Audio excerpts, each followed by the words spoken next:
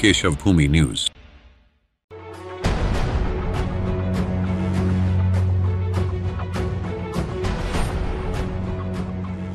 पालघर जिला परिषद में अपने कामों को लेकर आए लोग और जिला परिषद में काम करने वाले अधिकारी और कर्मी उस वक्त मुसीबत में फंस गए जब मोर्चा लेकर आई महिलाओं ने जिला परिषद का सभी गेट बंद कर उन्हें कैदी बना दिया और किसी को बाहर नहीं जाने दिया।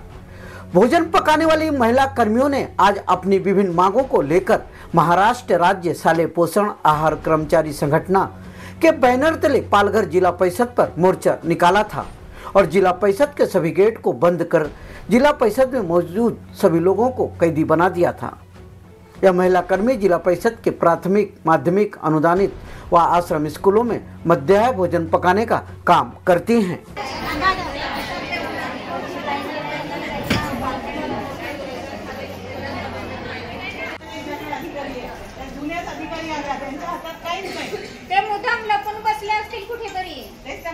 आम्ही तर बसतोय, आम्हाला तर घाई नाही।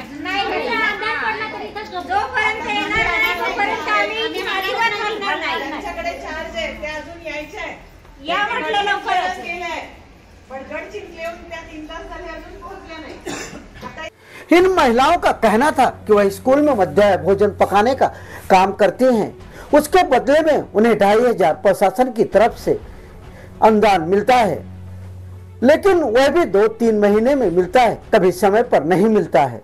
ऊपर से तरह तरह के भोजन बनाने का नियम लाद देते हैं।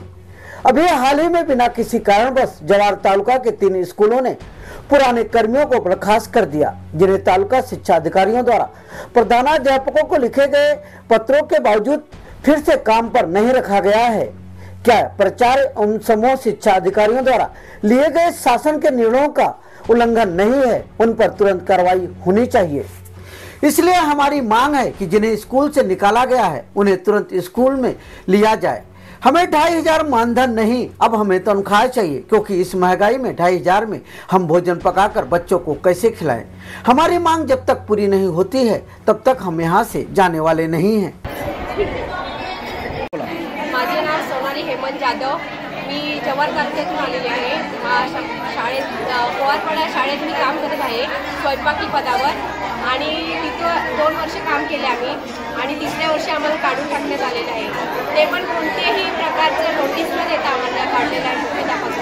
शाळा व्यवस्थापक समितीने जे काय केलेलं असेल त्यांचं काय असेल, मीटिंगमध्ये काय चर्चा झाली असेल, ती कोणत्याही प्रकारची मीटिंग झाली ते आम्हाला कोणताही निवेदन त्यांनी दिलं नव्हतं आणि परस्पर हा निर्णय घेऊन त्यांनी आम्हाला काढलेला आहे। माझं 7 महिन्याचं मूल असताना मी ते काम करत होते आणि त्या मुलाला फीट येत असताना तरी मी स्वयंपाकी पदाचं काम करत होते। त्यावेळेस कोणीच नव्हतं तिथे, कोणीच गावातला तयार झाला नाही आणि तयार होत असताना कोणी विचारत होते का करता का नाही, मी अख्ख्या गावातल्या महिलांना विचारला तेव्हा कोणीच तयार झालं नाही आणि त्यानंतर आम्ही घेतलं काम करायला। त्यानंतर शाळा व्यवस्थापक समितीचे जे अध्यक्ष आहेत त्या अध्यक्षांनी त्याच्या स्वतःच्या बायकोला आणि त्याच्या दुसऱ्या साडीला त्यांनी कामावर ठेवलेलं आहे आणि त्यानंतर मग त्यांनी आम्हाला कोणत्याच प्रकारचं सांगितलं नव्हतं का आम्ही हे असं करणार आहे। पण शाळेतले मुख्याध्यापक आणि शाळा व्यवस्थापक समितीने त्यांनी मिळून घेतलेला हा निर्णय होता आणि ज्यावेळेस आम्हाला अडचण होती त्यावेळेस कोणी तयार झालं नाही आणि आम्ही करायला लागलो तेव्हा सगळे घुसमटायला लागले त्या पैशांवर बघून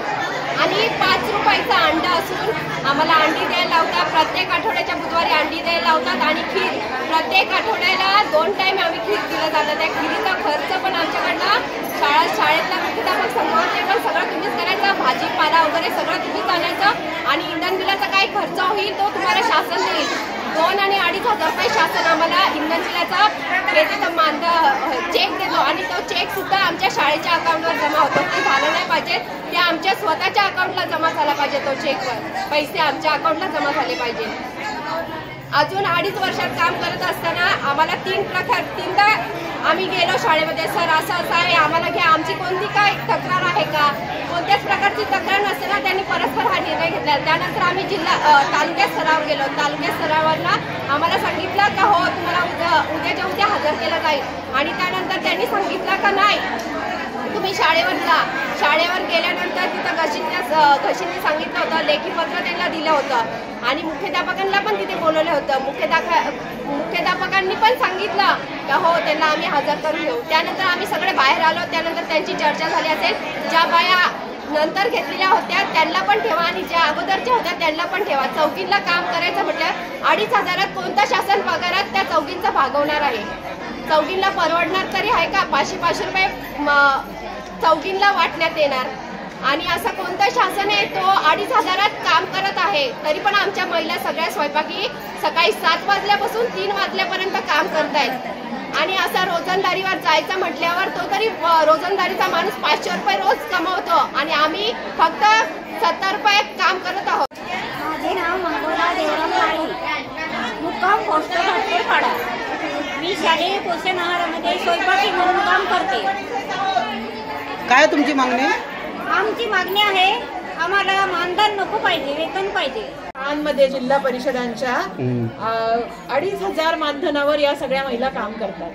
सकाळी 7 ते दुपारी 3 वाजेपर्यंत जेवण शिजवण्याचं फाटे आपणच आणायचे आणि फक्त 2,500 मिळतात. ते पण 2-2, 3-3 महिने मानधन मिळत नाही.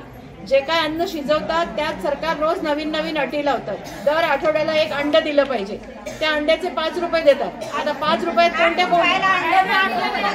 कोणत्या कोंबडीचं अंड मिळतं? नाही देत ना कोणतीच कोंबडी 5 रुपयाला. ते 8 रुपये दिले पाहिजे, 3 रुपये या खिशातले घालतात. हा कुठला न्याय आहे? कुठला सरकारी कर्मचारी खिशातले पैसे घालतो? आता त्यांना खीर करायला लावतात आठवड्यातनं एकदा. त्या खिरीसाठी लागणारे पदार्थ द्यायला नको? दूध साखर गेले 3 महिने या महिला घरचं वापरतायत. या भीतीने की आपली नोकरी तर टिकेल, नोकरी जाण्याची भीती आहे. 2,500 तुम्हाला मिळणार आहे का मजूर? कुठे? दिवसाला 500 रुपये रोजानी मजूर कामाला असतात. महिन्याला 2,500 त्या एवढ्यासाठी करतायत आज नाही उद्या आपण कायम कर्मचारी हो. 50 रुपये रोज महिन्यापासून त्यांनी काम केलेलं आहे पण याची सरकारला काहीही देणं घेणं नाहीये. किती आपण यांना लुबाडतोय, लुटतोय. जिल्हाधिकारी सुद्धा आपल्या खिशातला पैसा खर्च करत नाही सरकारी कामांसाठी आणि बाकी कधीही काढून टाकायचं मनमानी पद्धतीने. कारण द्यायची नाही, विनाकारण विना चौकशी कामावरून काढून टाकायचा हा बहुतेक शाळांमधला मुद्दा आहे. तो आम्ही घेऊन आलोय. आज 3 शाळातलेच काढले पण त्यांना घेतले नाही तर उद्या पुढच्या वर्षी या सगळ्यांनाच काढून नवीन लोकांना घेणार. आणि हे ठरवतो कोण? तर ती समिती, शाळेची व्यवस्थापन समिती. सरकारने त्यांना हा अधिकार दिलेला नाही. हा अधिकार फक्त केंद्र प्रमुखांना आहे, ते पण तक्रारी खूप आल्या तर. पण हे परस्पर ठरवतात दरवर्षी नवीन घ्यायचे.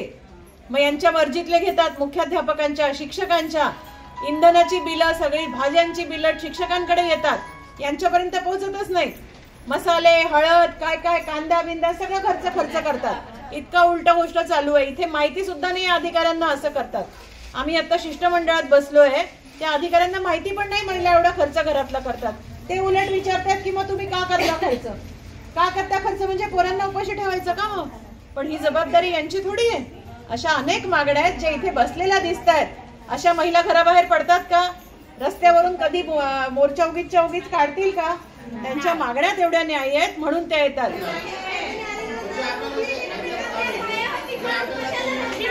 बोनस देणार होते, तो बोनस पण गायब झाला. बोनस कुठे गेला? बोनस नाही दिलेला. बाथरूम साफ करा, झाडझूड करा, फरशी पुसा, पोरांचे हात पाय धुवा, भांडे घासा. 3 महिन्यांचं बिल नाही पडलं. 3 महिने होतात तोपर्यंत बिल भेटत नाही.